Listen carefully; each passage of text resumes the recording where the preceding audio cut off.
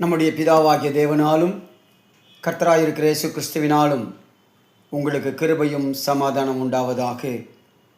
வேதத்திலிருந்து ஒரு வசனத்தை நான் வாசிக்கிறேன், கவனமாய் கேளுங்கள். அது 2 தீமோத்தேயுவின் புத்தகம் 2ஆம் அதிகாரம் 13வது வசனம். நாம் உண்மை இல்லாதவர்களாய் இருந்தாலும் அவர் உண்மையுள்ளவராக இருக்கிறார் என்பதாக. எனக்கு அன்பான என் குடும்பத்தின் மக்களே, நம்முடைய வாழ்க்கையிலே நாம் உண்மை இல்லாதவர்களாக இருந்தாலும் நம்மை படைத்த தெய்வம் உண்மையுள்ளவராக இருக்கிறாராம். ஆகவே நானும் நீங்களும் அவர் இரத்தத்தினாலே மீட்டெடுத்தப்பட்டபடியினால் அவரை போல வாழ வேண்டும் என்று சொல்லி கர்த்தர் விரும்புகிறார். எனக்கு அன்பான என் குடும்பத்தின் மக்களே, இந்த உலகம் பாவம் நிறைந்தது. போட்டியும் பொறாமையும் வம்பும் வழக்கும் நிறைந்த ஒரு உலகத்தில் நாம் வாழ்ந்து கொண்டிருக்கிறோம். நம்மிடம் அன்பு காட்டவோ நமக்கு உதவி செய்யவோ இந்த பூமியிலே ஒருவரும் இல்லை என்று சொல்லி நாம் கலங்க வேண்டிய அவசியமில்லை. நாம் உண்மையாக வாழ்வோம், பரிசுத்தத்தை நாம் காத்துக்கொள்வோம், உத்தமமாக தேவனுக்கு பிரியமாக வாழ்ந்து காட்டுவோம். உண்மைதான் ஆசீர்வாதத்தின் திறவுகோலாய் இருக்கிறது. கிறிஸ்துவானவர் சொல்வதை பாருங்கள். லூக்கா 16ஆம் அதிகாரம் 10வது வசனத்திலே, கொஞ்சத்தில் உண்மையுள்ளவனாய் இரு என்பதாக. 2 தெசலோனிக்கேயர் 3:3 நீங்கள் வாசித்து பாருங்கள். நமது தேவனும் உண்மையுள்ளவராகவே இருந்திருக்கிறார் என்பதாக. ஆகவே நானும் நீங்களும் உண்மையுள்ளவர்களாகவும் பரிசுத்தம் நிறைந்தவர்களாகவும் இருக்க வேண்டும் என்று சொல்லி தேவன் விரும்புகிறார். நீதிமொழிகளின் புத்தகம் 28ஆம் அதிகாரம் 20வது வசனத்தை வாசித்து பாருங்கள். உண்மையுள்ள மனிதன் பரிபூரண ஆசீர்வாதத்தை பெறுகிறானாம். நாம் உண்மையாக இருந்தால் சகலவற்றிலும் பரிபூர்ண ஆசீர்வாதத்தை நாம் பெற்றுக்கொள்ள முடியும். ஆகவே நானும் நீங்களும் எவைகளில் உண்மையாக இருக்க வேண்டும் என்று சொல்லி தேவன் விரும்புகிறார் என்று சொன்னால், அவரை ஆராதிப்பதில், நம்முடைய பேச்சிலே, நாம் செய்கிற ஊழியத்தில், நம்முடைய நடைமுறை வாழ்க்கையிலே, ஜெப ஜீவியத்தில் வேதம் சொல்லுவதைப் போலவே நாம் இருக்க வேண்டும். மோசே எங்கும் உண்மையுள்ளவராக இருந்தார். தேவன் அவரை கொண்டு இஸ்ரவேலர்களை வழி நடத்தினார். யார் நம்மை வெறுத்தாலும் நமக்கு தீங்கு செய்தாலும் நாம் நலமானதை பிடித்து கொள்வோம், மரண பரியந்தம் உண்மையாக வாழ்வோம். பிலிப்பியர் 4ஆம் அதிகாரம் 19 வாசித்து பாருங்கள். தேவன் நமது குறைகளை எல்லாம் கிறிஸ்துவுக்குள் அவருடைய மகிமையிலே நிறைவாக்குவார் என்பதாக. நாம் பரிசுத்தமாய் வாழும்போது ஆண்டவர் நம்முடைய குறைகளெல்லாம் நிறைவாக்குவார். உண்மையாய் இருக்கும்போது, உத்தமமாய் இருக்கும்போது தேவன் நமக்காக யாவையும் செய்து முடிப்பார். ஆகவே இந்த காலை வேளையிலே ஜீவனுள்ள தேவனாகிய கர்த்தரை ஆவியோடு உண்மையோடும் நாம் ஆராதிக்கலாமா?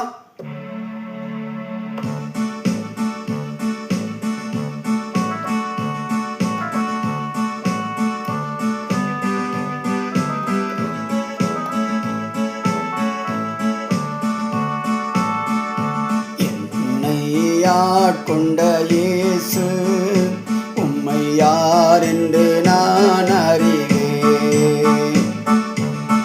என்னை ஆட்கொண்ட இயேசு உம்மை யார் என்று நான் அறிவேன். உம்மை உள்ளவரே, என்றும் நன்மைகள் செய்பவரே, என்னை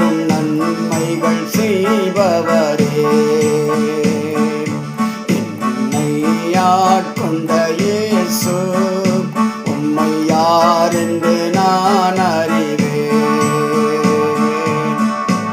மனிதர்கள் நம்மை தூற்றும் போது ஆண்டவர் நம்மோடு கூட இருப்பார். நம்மை வேதனைப்படுத்தும் போது, நம்மை துக்கப்படுத்தும் போது, அவமானப்படுத்தும் போது ஆண்டவர் நம்மோடு கூட இருக்கிறார். நாம் கலங்க வேண்டிய அவசியமே இல்லை. அவர் நம்மை பலப்படுத்துவார். மனிதர்கள் தோற்றும் போது மகிழ செய்பவரே,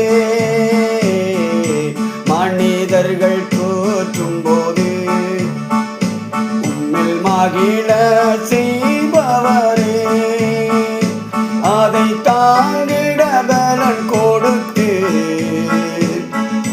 தயவாய் நினைப்பவரே, அதை தாங்கிட பலன் கொடுத்து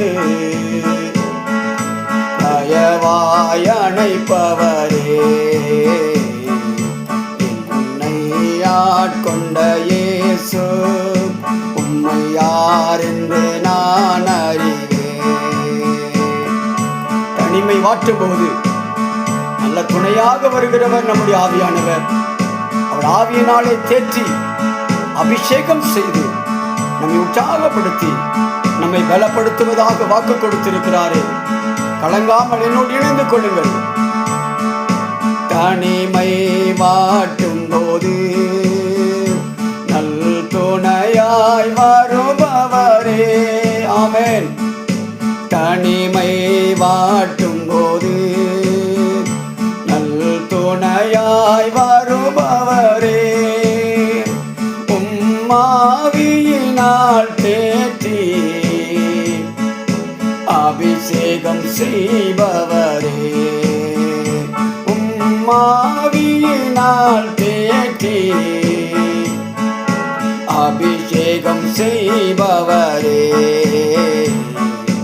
என்னை ஆட்கொண்ட இயேசு உம்மை யார் என்று நான் அறிவேன். உண்மையுள்ளவரே, உண்மை உள்ளவரே, என்றும் நன்மைகள் செய்பவரே, என்றும் நன்மைகள் செய்பவரே,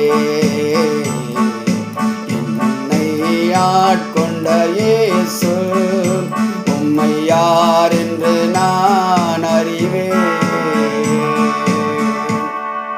எங்கள் அதிகமாக நேசிக்கிற எங்கள் நல்ல அன்பின் தகப்பனே, உண்மையுள்ளவரே, பரிசுத்தமுள்ளவரே, நீர் யார் என்பதை நாங்கள் விசுவாசிக்கிறோம். நீர் உயிருள்ள ஆண்டவர், எங்களுக்காக யாவையும் செய்கிறவர். எங்களை அர்ப்பணிக்கிறோம் ராஜா. இந்த நாளுக்குரிய எல்லா நன்மைகளையும் ஆசீர்வாதத்தையும் பாக்கியத்தையும் பாதுகாப்பையும் விடுதலையையும் என் ஆண்டவர் கட்டளையிடுவீராக.